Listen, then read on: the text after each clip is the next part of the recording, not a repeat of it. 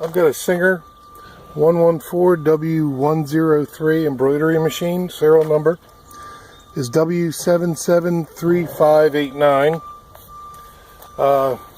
It's a good working order. It does have some wear and the main front plate is missing.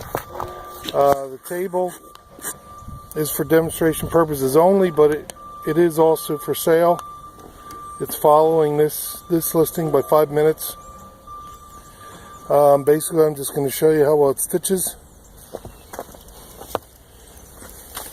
It's one speed, and you have a lever underneath for guiding, and you pull it down to engage. So I'm going to turn on the motor, and then I'll pull down on the lever.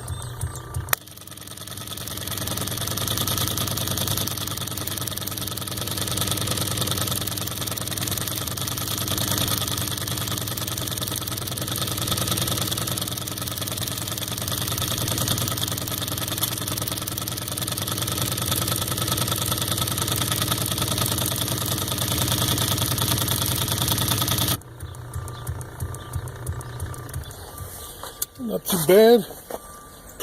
See a little zoom up on the stitch.